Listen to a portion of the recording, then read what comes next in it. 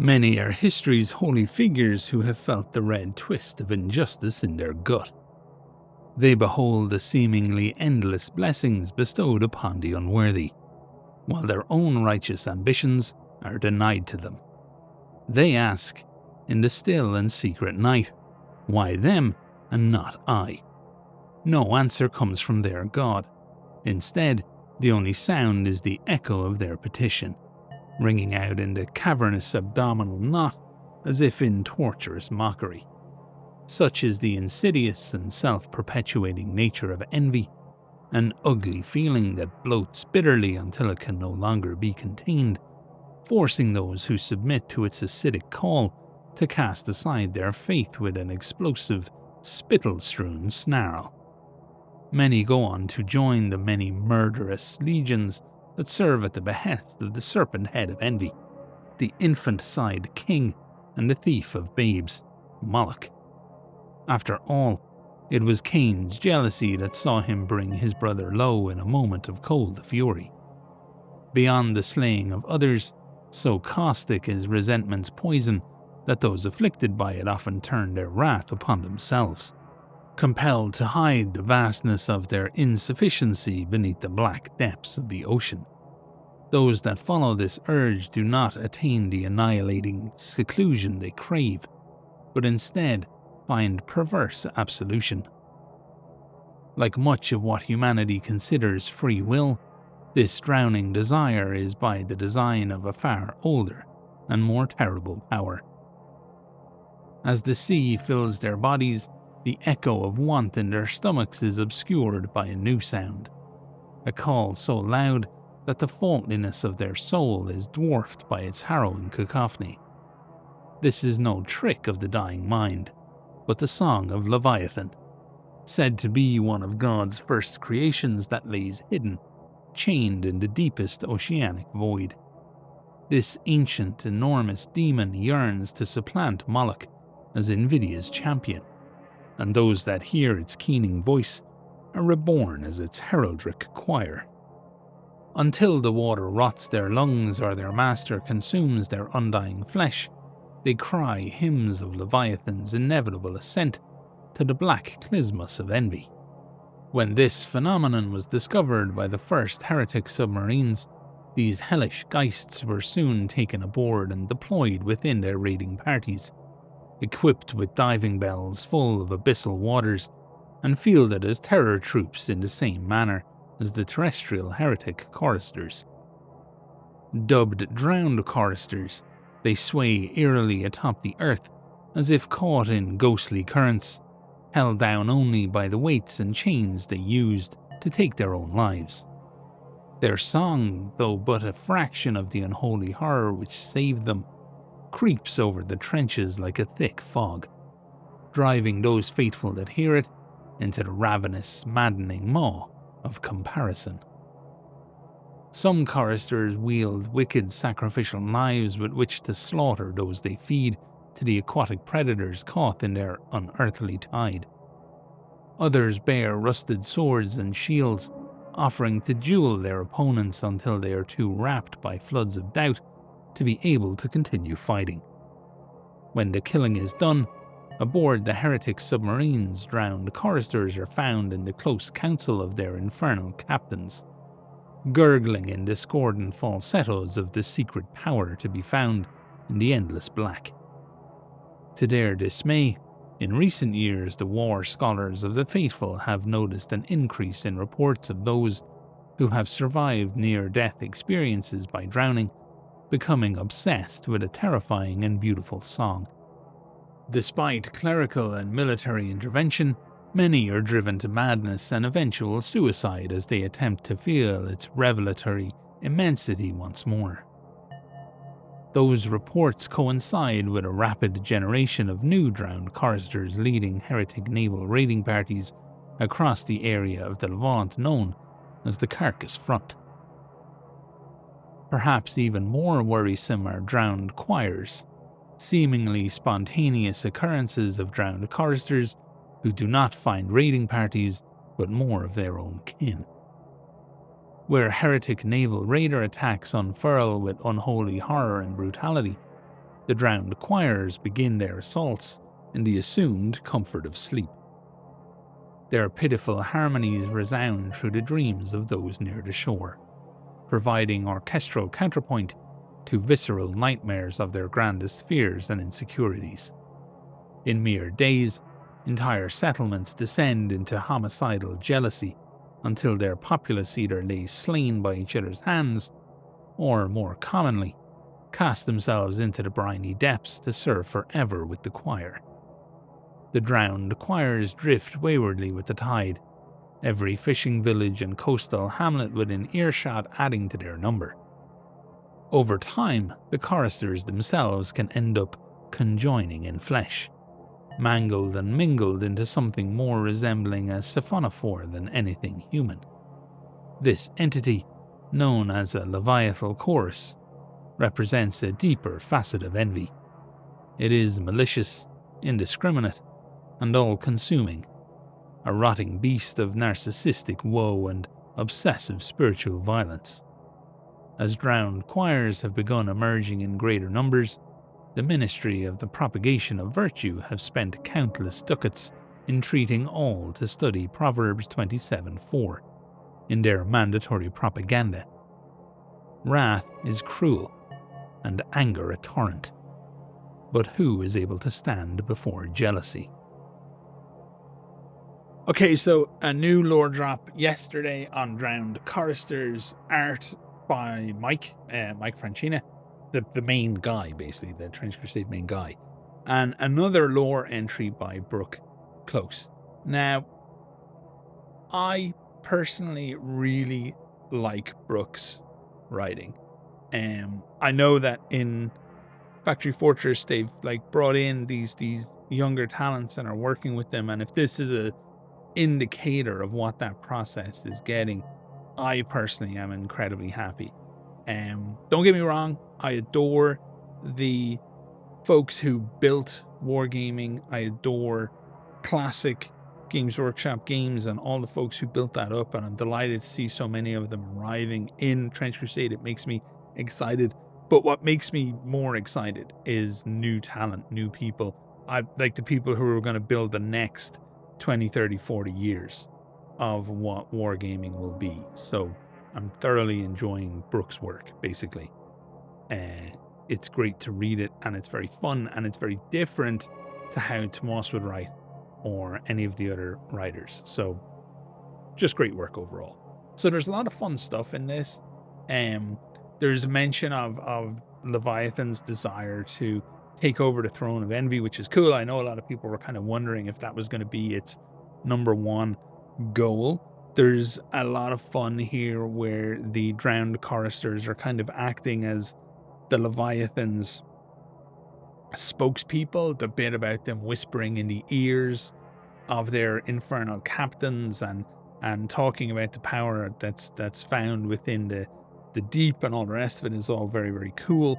I really like the mention of Moloch, the infant-side king, and the thief of babes, and all that kind of stuff. But what I want to focus on today is something that jumped out at me yesterday when I read this lore, when it dropped, and that I've been thinking about ever since, because it's a conversation that I had with Tuomas a good while ago. The Black Christmas of Envy. So for those who don't know, all of the seats of the seven-headed serpent, they're all different. They're all a different type of seat. And I remember when Tuomas first kind of sent me through the lore that originally mentioned the seats, I really wanted to know. I'm going to take a little bit of credit here, if I'm honest. I really wanted to know specifically what the seats were. What type of seats were they? Were they all different? Were they the same? What was the deal here?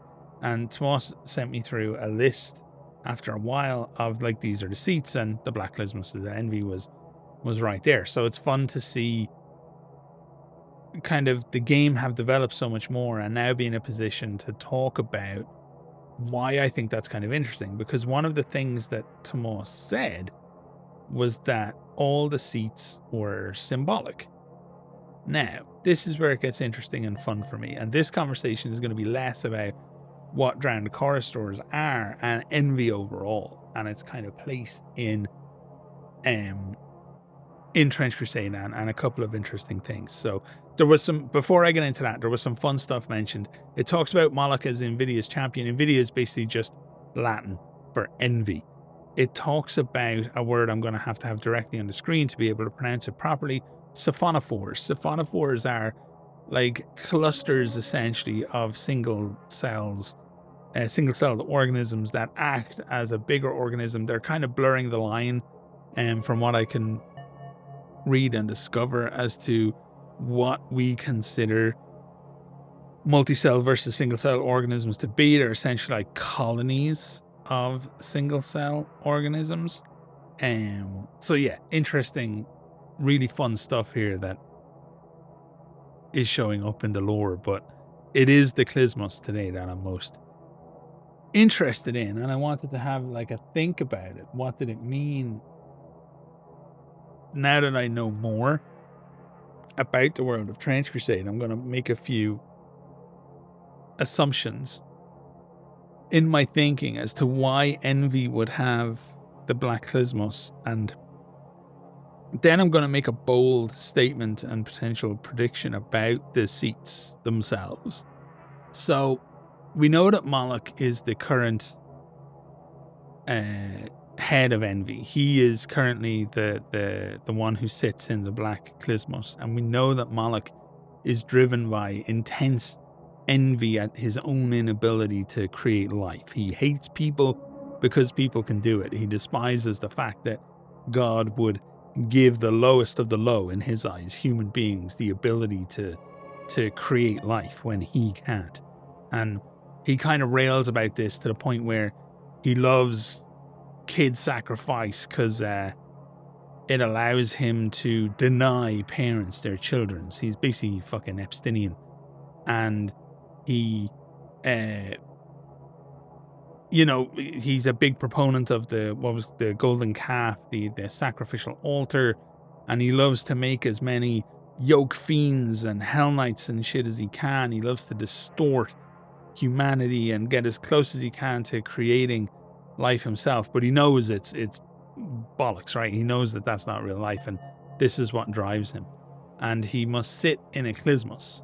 Now, a Clismos it's not like the others that are listed on as like their thrones and things of that nature. They're very powerful. A Clismos is actually like a domestic chair. It's an old Greek type of chair, and it's really kind of more of a domestic thing. It's something that people would just like have in their house and they would sit in, and it's also heavily associated with women in Greek art, showing up on urns and things of that nature in domestic scenes, right? So it's kind of an odd mockery of and display of what it is that Moloch wants most, which is this ability to create life. He's a maiden as fuck. He wants essentially whatever hell version of domestic bliss is. Like, he wants to be able to create and all that kind of stuff. So I just find that like really kind of very interesting. It never occurred to me until I saw it yesterday, and I really started remembering that conversation with Tuomas and really started thinking about why perhaps a Clismos was the seat chosen.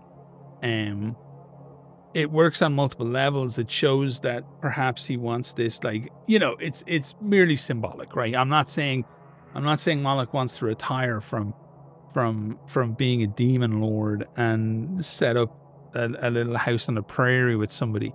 But like, when you think of domestic life, it's all centered around the concept of family and the creation of life. Women are obviously deeply associated and ingrained in that throughout the history of art, this concept of the mother of creation, etc. Even the idea that that's the chair he has implies envy at the other lords who have their thrones and their things of that nature, who have their more military associated lordly commanding ones. His is somehow subservient to that in a way, and it's just very interesting. It kind of ties him up in knots of it shows that envy is definitely not a simple thing, right? It's this very complicated gamut of emotions that people will feel. And yeah, I just think it's really fun. Now, here's my maybe bold prediction, but I think the seats will change. Exactly what they are, how they're represented will change as a new person rises to the top. I think exactly what it is that they want will kind of force a physical change within the throne itself. And we know that these things are somewhat, I don't want to say sentient, but they're reactive to reality, because if somebody who shouldn't be in him sits in him, they just fucking nuke him. So yeah, I think that's the case. I think if Leviathan does rise and become the head of envy, I think that will change. And what could it be for Leviathan other than to become probably like a cage or a thing made of chains? It's that motif, right? Even the drowned chorister is so removed from reality after the process of change that they would float away if not chained down, and they have this like essentially a twisted ecosystem around them in which their little fishes and whatnot can survive. And little fishes, it's a shark. It's actually a cool shark too, and I made sure I put the shark in. I didn't want Mike to have gone to all the trouble of making the shark and then not have the shark appear in the video, so I made sure I featured the shark in there. But yeah, that's just my assumption. I have no reason to think that other than I think bullshit. But yeah, I think as new lords rise, if we ever see the rise of a new lord within the world of Trench Crusade, that the chair itself will change. It will take on a new form to more deeply show the envious nature and element of the one that sits upon it. And I don't think necessarily being quote unquote free will be enough for Leviathan to be able to shake off the incredible envy that it feels at everybody else being free and it not being. Like, I don't think it's ever going to necessarily feel free. I think it can exercise a degree of control and will on the world right now, as we're seeing with like drowned choristers. These things have been happening for a long time. Choirs and all this kind of stuff. I don't know. I think it needs to be free from being controllable at all, is the only way it will be happy. And the only way it can do that will be to kill the one who controls it, which is God. So yeah, there you go. That's my thoughts. That's where I'm ambling towards on this particular lore drop. But I really enjoyed it. Always do with these official lore drops. They're super fun. And as always, I'm really curious as to what you guys think in the description below. So let me know your theories down there. As always, thank you so much for watching. I truly appreciate it. Hit the like button only if you actually liked it. Subscribe only if you like the channel. And I'll see you in the next video, guys. Thanks a bunch.